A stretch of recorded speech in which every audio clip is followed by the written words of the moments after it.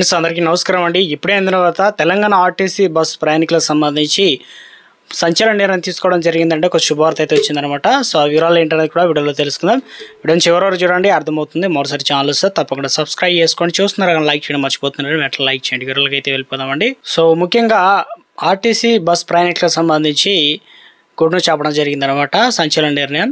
So ఎందుకంటే ఇటీవల కాలంలో మహాలక్ష్మి పథకం తీసుకురావడంతో ఫ్రీగా బస్సులు మహిళలకు గుడ్ను చెప్పడం జరిగింది.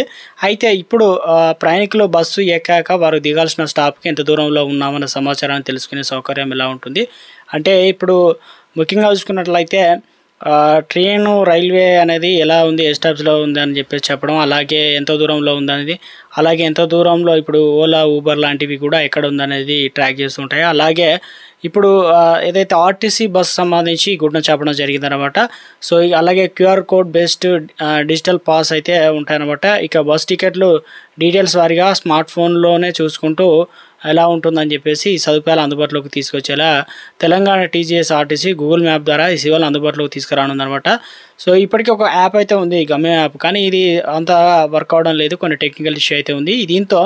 సో అందులో బస్సు బయలుదేరిన సమయంతో పాటు ఏ మార్గంలో ఎక్కడుందన్న వివరాలు వస్తున్నాయి, కానీ అయితే ఆ యాప్ పలు సమస్యలు అయితే తలెత్తుంది అనమాట, గమ్యం యాప్.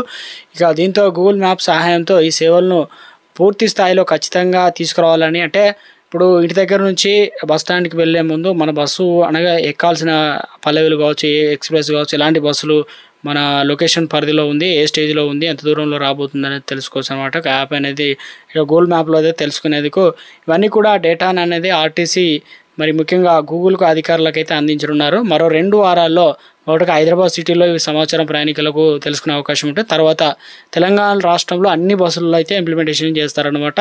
సో దీంతో రద్దీ కూడా తగ్గుతుంది, ఏ బస్సు ఎక్కాలి, ఎంతమంది, ఏ అంటే మనం వీళ్ళని పట్టుకొని బస్సులో ఎక్కడానికి కూడా అవకాశం ఉంటుంది. దాంతోపాటు లైవ్ లొకేషన్ అనేది కనిపిస్తుంది, కాబట్టి ఇది ఒక గుడ్ న్యూస్ అని చెప్పుకోవచ్చు. కొత్త విధానం అయితే తీసుకొచ్చారనమాట. దీంతో ఇక అనుకున్న సమయానికి చేరుకోవడానికి దాంతోపాటు అత్యంత సులభంగా ఉంటుందని చెప్పేసి, అంటే ముఖ్యంగా ఇదైతే ఆర్టీసీ అనేది అందులో వచ్చేసి సంచలన నిర్ణయం అయితే తీసుకోవడం జరిగిందండి, గుడ్ న్యూస్ చెప్పే ప్రయత్నం జరిగింది. సో దీనిపైన ఈ విధానం తీసుకొస్తే ఎలా ఉంటుంది అనేది కూడా కింద కామెంట్ సెక్షన్లో మీ ఒపీనియన్ పంచుకోండి.